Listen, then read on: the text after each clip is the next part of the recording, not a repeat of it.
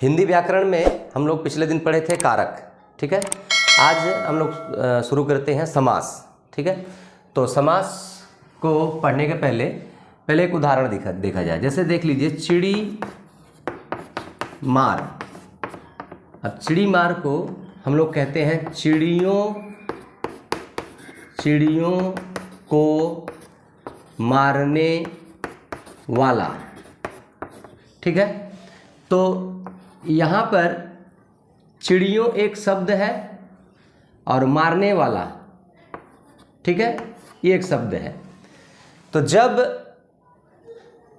दो या दो से ज़्यादा शब्द, ठीक है, दो या दो से अधिक शब्द जब आपस में मिलते हैं, चिड़ियों और मारने वाला, ये दोनों जब आपस में मिल गए तो बन गया क्या? चिड़ी मार, ठीक है। और एक उदाहरण देखिए, जैसे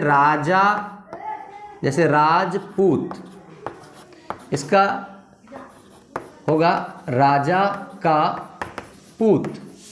यहाँ राजा एक शब्द है, पूत एक शब्द है, दोनों शब्द आपस में मिल गए, ठीक है। तो जब दो या दो से अधिक शब्द आपस में मिल जाए तो उसको कहा जाता है समास। समास का मतलब होता है छोटा।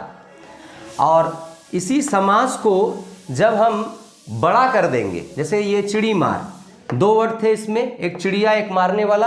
अब इसको जब बड़ा कर रहे हैं, चिड़ियों को मारने वाला, तो समासिक पद को या समास को जब हम बड़ा करते हैं तो उसको कहते हैं विग्रह या बड़ा करना, ठीक है। राजपूत को हम बड़ा किए तो क्या हुआ? राजा का पूत। तो ये क्या हो गया? इस समास का विग्रह। तो समास किसे कहते हैं और विग्रह किसे कहते हैं? क्लियर हुआ? अब आइए, जैसे कारक हम लोग पढ़े थे, कारक में भेद थे, उसी तरीके से आपका समास में भी भेद होते हैं। तो समास में एक एक भेदों को हम लोग अब अच्छी तरह से समझते हुए चलते हैं। और भेदों के बारे में मैं आपको मौखिक रूप से उसकी परिभाषा बताता जाऊंगा।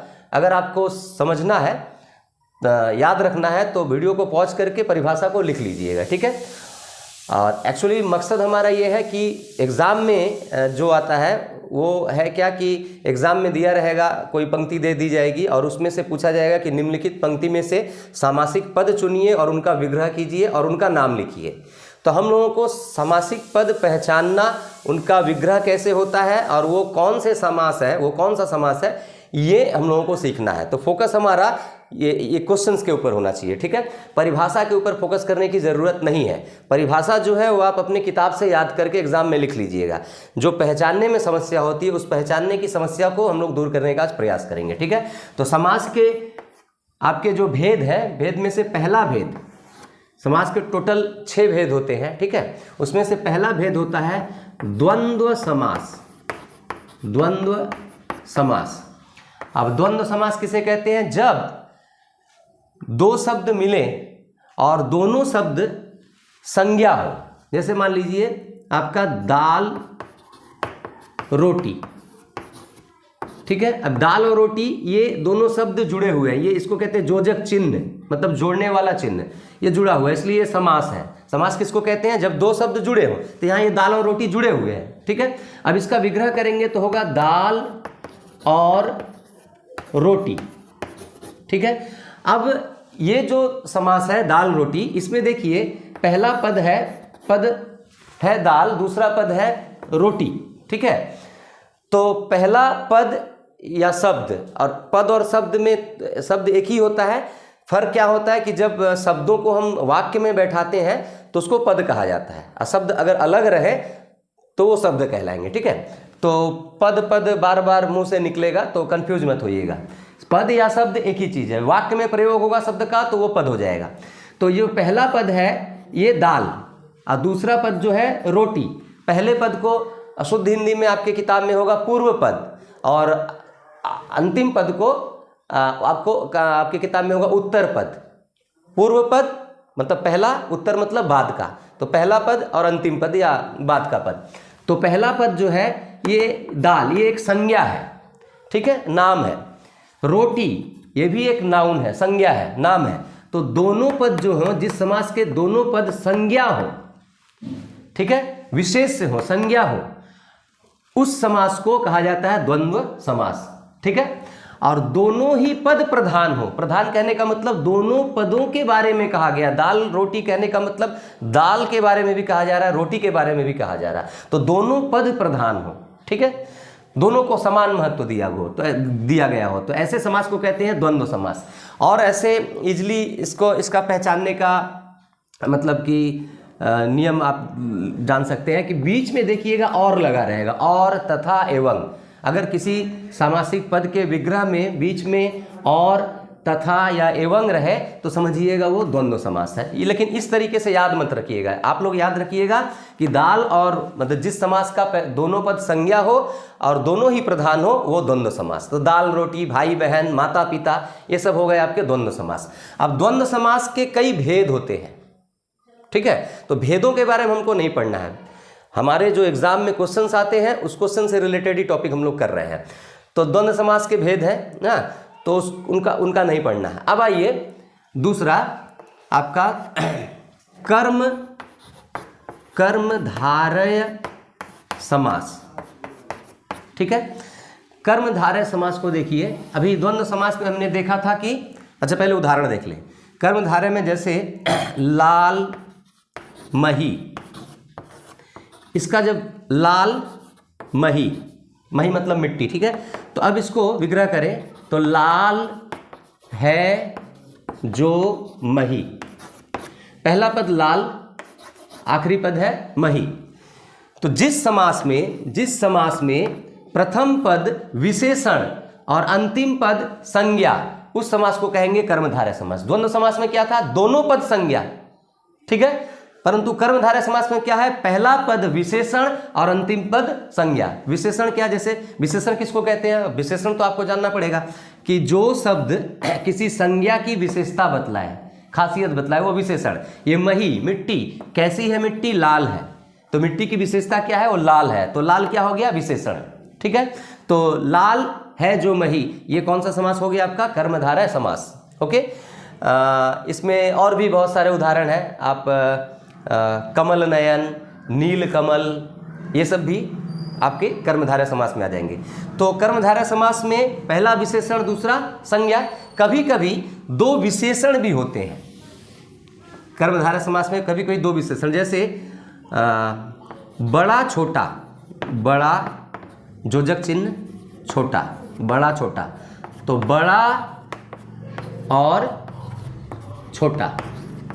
बड़ा क्या है, ये विशेषण है, मतलब जैसे बड़ा लड़का, छोटा लड़का, लड़का संज्ञा है, लड़का कैसा है, बड़ा, तो बड़ा हो गया विशेषण।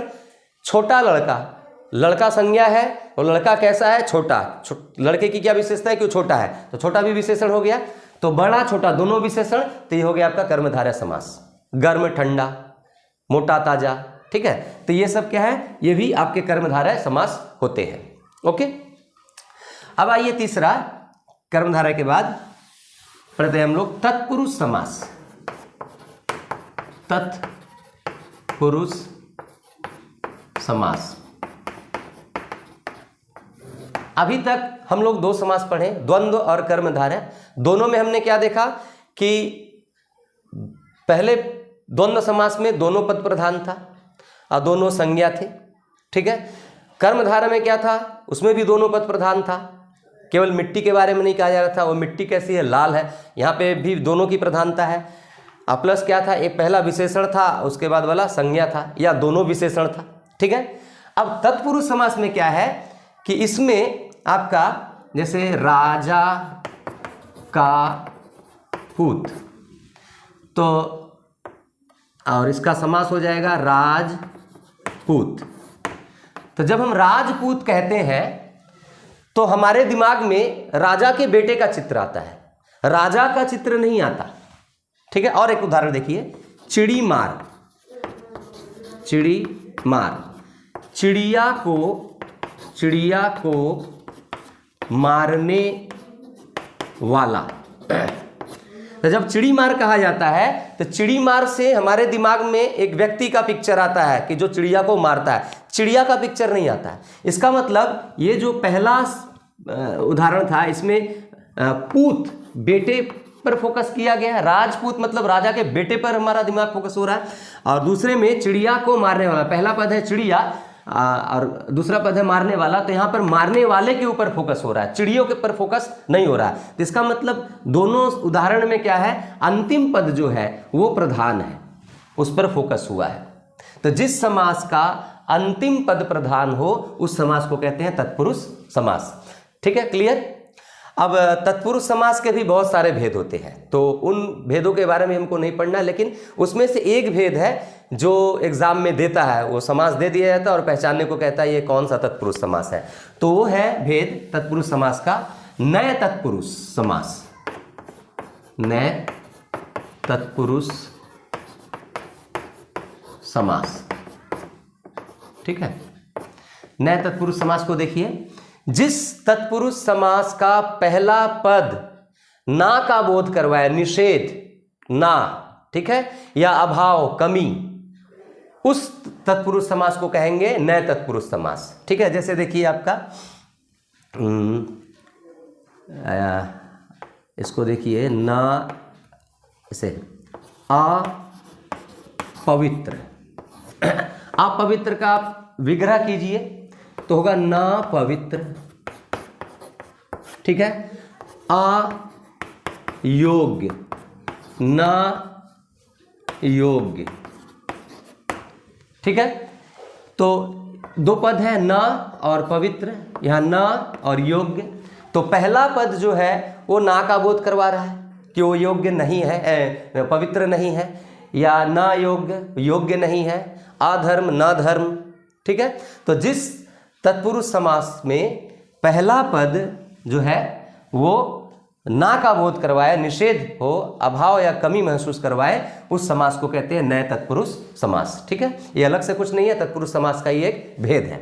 उसके बाद चौथा आते हैं हम लोग द्विगु समास। द्विगु समास, द्विगु समास में जिस समास का पहला पद या पूर्व पद संख्यावाचक विशेषण हो, या फिर ऐसे इजली समझिए, जिस समास का पहला पद संख्या हो, जैसे दोपहर, दोपहर, इसका जब विग्रह करेंगे तो होगा दूसरा पहर। ठीक है, आप ऐसे और लो, जैसे चतुर्भुज, चार भुजाओं का समाहार, समाहार या समाहार को कहते हैं मेल। ठीक है, यहां देखिए, पहला पद दूसरा, अंतिम पद पहर, इसमें पहला पद चार और दूसरा पद भुजाएं। तो जिस समास का पहला पद ये संख्या हो, संख्यावाचक विशेषण हो, उस समास को कहते हैं आपका द्विगु समास। बहुत ही इजी है। ठीक है, पहचानने में सबसे आसान। उसके बाद आइए पांचवा, द्विगु के बाद बहुब्रीहि समास। बहुब्रीहि समास। अभी तक जितने समास हमने पढ़ा, किसी समास में दोनों पद प्रधान था, किसी समास में अंतिम पद प्रधान था। ठीक है, लेकिन बहुब्रीहि समास ऐसा समास होता है कि जिस समास में न तो पहला पद प्रधान होगा न अंतिम पद प्रधान होगा, बल्कि किसी तीसरे की तरफ इशारा होगा। ऐसे समास को कहते हैं बहुब्रीहि समास। जैसे हम लोग कहते हैं दशानन, दशानन, इसका जब विग्रह करेंगे तो 10 है आनन जिसके, वह मतलब रावण। और एक उदाहरण लिखिए, लंबोदर, लंबा, लंबा है उदर जिसका, वह अर्थात गणेश, भगवान गणेश। यहां देखिए, पहला पद 10, दूसरा पद आनंद, आनंद मतलब आपका मुंह। अच्छा, लंबोदर में पहला पद लंबा, दूसरा पद उदर।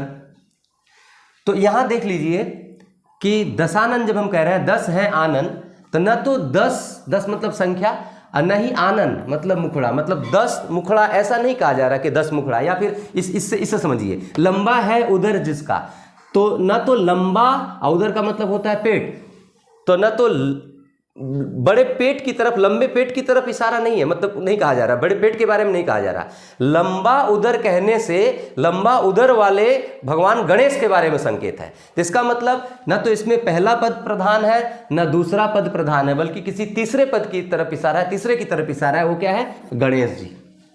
ठीक है, तो जिस समास का कोई भी पद प्रधान नहीं होता बल्कि किसी तीसरे की तरफ इशारा हो, वो हो गया बहुब्रीहि समास। इसके बहुत सारे उदाहरण है। दशानन, लंबोदर है, फिर आप गजानन ले सकते हैं, नीलकंठ, नीला है कंठ जिसका हुआ अर्थात भगवान शिव।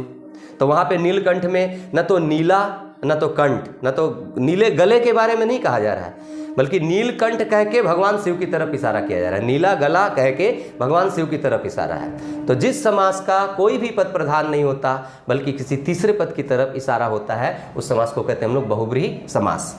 छठवां आइए, अव्ययी भाव समास। अव्ययी भाव समास।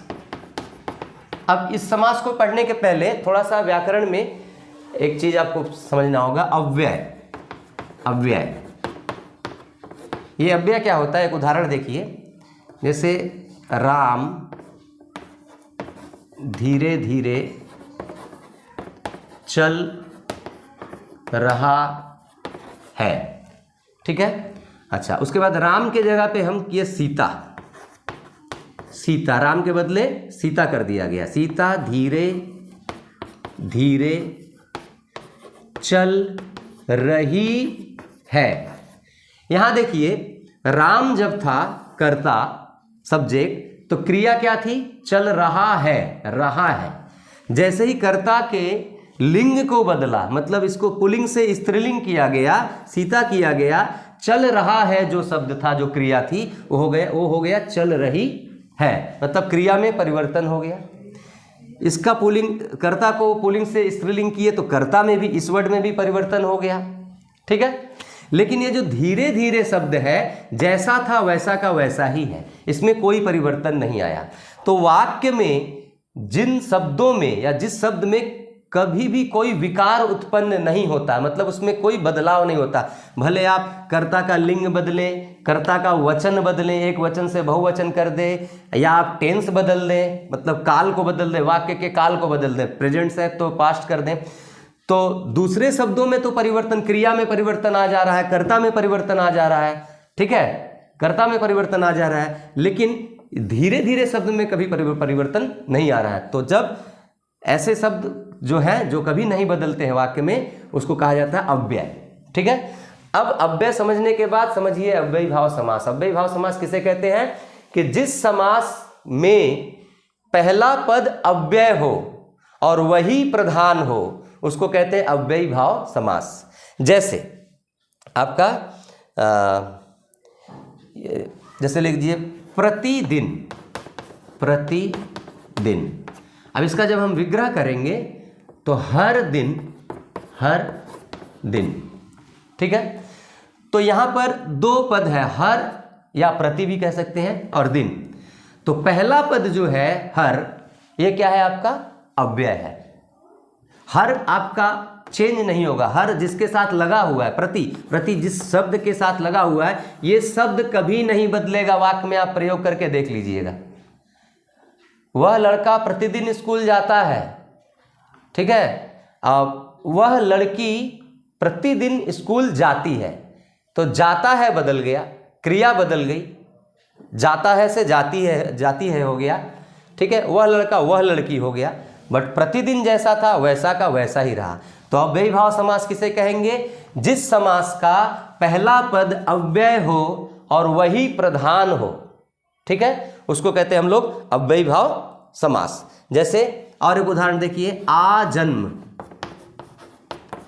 इसका मतलब होता है जन्म पर्यंत, जन्म या जीवन पर्यंत। आजन्म, चलो जीवन पर्यंत कर देते हैं इसको, जीवन पर्यंत। ठीक है, तो यहां पे क्या है आपका आ, ये एक अव्यय का काम कर रहा है, पहला पद। ठीक है, तो इसको ऐसे भी याद रख सकते हैं आप कि जिस समास में पहला पद उपसर्ग का काम करे, उपसर्ग का मतलब क्या होता है, जैसे मान लीजिए कोमल, ठीक है, कोमल के पहले आप सु जोड़ दें, कोमल के पहले आप सु जोड़ दें तो क्या हो गया, सुकोमल। तो जब कोई शब्दांश या कोई अक्षर किसी मूल शब्द मतलब ये मेन वर्ड था कोमल, इसके पहले ये शब्दांश आ गया, जुड़कर इसके मीनिंग को, इसके अर्थ को बढ़ा दे या उल्टा कर दे, तो उस शब्दांश को या उस अक्षर को कहा जाता है उपसर्ग।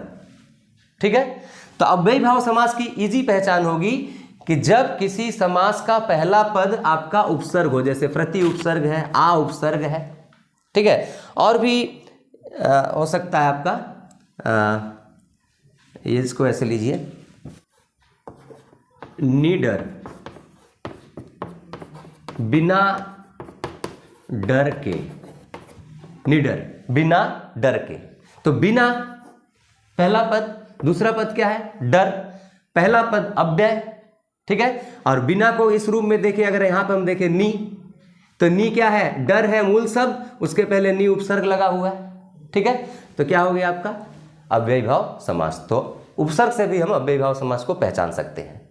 अव्ययी भाव समास का एक और उदाहरण देखिए, थोड़ा दूसरे तरीके से उसका विग्रह होगा, जैसे धीरे धीरे, यहां पर क्या है, धीरे जो वर्ड है ये 2 बार बोला गया है, 2 बार लिखा गया है, तो इसका जो विग्रह होता है वो कैसे होगा, धीरे शब्द की दुरुक्ति या आवृत्ति या पुनरावृत्ति, कुछ भी कहे, दुरुक्ति कहे, आवृत्ति कहे या पुनरावृत्ति कहे, तो इसका कोई मीनिंग तो है नहीं, लेकिन क्या है कि धीरे जो वर्ड है वो 2 बार यूज किया गया है, इसलिए इसका विग्रह होगा धीरे शब्द की दुरुक्ति। एक वर्ड है और भी, जैसे कभी कभी, तो कभी शब्द की दुरुक्ति, तो ये अव्ययी भाव समास का एक दूसरे तरीके का विग्रह हुआ। ठीक है, ये हो गया 6 समास के 6 भेद, द्वंद्व, तत्पुरुष, कर्मधारय, दिगु, बहुब्रीहि और अव्ययी भाव समास। अब एग्जाम में आप लोगों का क्या दिया रहेगा, एग्जाम में कैसे सॉल्व करेंगे, आप लोगों का निम्नलिखित वाक्यों में से सामासिक पदों को चुने और उनका विग्रह करके उनका नाम लिखें। ठीक है, तो एक वाक्य दिया हुआ है, उसमें सामासिक पद आपको चुनकर निकालना है, तो सामासिक पद कैसे चुनेंगे कि जो जब जहां देखेंगे 2 शब्द मिला हुआ वो सामासिक पद हो गया, समास को ही सामासिक पद कहते हैं या समस्त पद कहते हैं, तो वो सामासिक पद हो गया, समास हो गया, उसको चुनकर निकालिएगा, अपना नंबर जो भी होगा क्वेश्चन नंबर दे दिए। अब वो सामासिक पद जैसे मान लीजिए नीलकंठ, ये दिया हुआ है उस पंक्ति में, उस वाक्य में, तो इसको चुनकर निकाल लिए, ये समास हो गया। तो आप 3 कॉलम बनाइएगा, ऊपर लिखिएगा सामासिक पद, यहाँ लिखिएगा विग्रह और यहाँ लिखेंगे समास का नाम। ठीक है, सामासिक पद क्या है, नीलकंठ, विग्रह क्या होगा, नीला है जिसका कंठ हुआ अर्थात शिव, और समास का नाम क्या होगा, तीसरे की तरफ इशारा है, तो आपका हो जाएगा बहुब्रीहि समास। तो यहाँ ये विग्रह कर दीजिएगा और यहाँ समास का नाम क्या होगा, बहुब्रीहि समास, इस तरीके से। या फिर वर्ड दे दिए जाएंगे, सामासिक पद दे दिए जाएंगे, पंक्ति नहीं रहेगी, सामासिक पद लिखा रहेगा 2, 3, 4। ठीक है, किसी भी एग्जाम में की मैं बात कर रहा हूं, तो शब्द दिए रहेंगे, उन शब्दों को आप सामासिक पद के नीचे लिखिए, उनका विग्रह कीजिए और उनका नाम लिखिए। इस तरीके से आप लोग एग्जाम में सॉल्व कीजिएगा। ठीक है, तो ये हमारा आज का टॉपिक खत्म हुआ, समास। इसके बाद का टॉपिक हिंदी व्याकरण में हम लोग पढ़ेंगे वाक्य परिवर्तन। ठीक है, तो इसको नोट कर लीजिएगा, समझने के लिए मैं कह रहा हूँ कि ताकि समझ में आ जाए, आपको याद रहे कि कैसे कैसे क्या थ्योरी है इसका, कौन सा समास में क्या क्या होता है। अगर परिभाषा याद करना है तो मेरे से मत याद कीजिएगा, परिभाषा आप किताब से याद कीजिएगा, एग्जाम में परिभाषाएं भी आती हैं।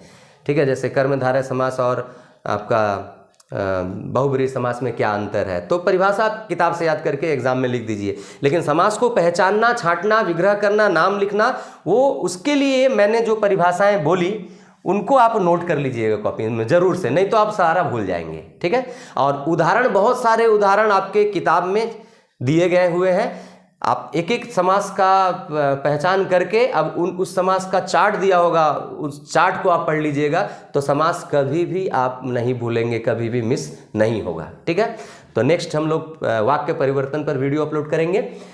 तो जो चैनल में नए हैं अगर आप लोगों को हिंदी व्याकरण से संबंधित वीडियो चाहिए तो आप लोग चैनल को सब्सक्राइब करके रखिए, बेल आइकन को प्रेस कर दीजिए, ताकि इससे रिलेटेड जो वीडियो अपलोड होगा वो वीडियो आपको मिल जाएगा। ठीक है, तो मिलते हैं नेक्स्ट वीडियो में।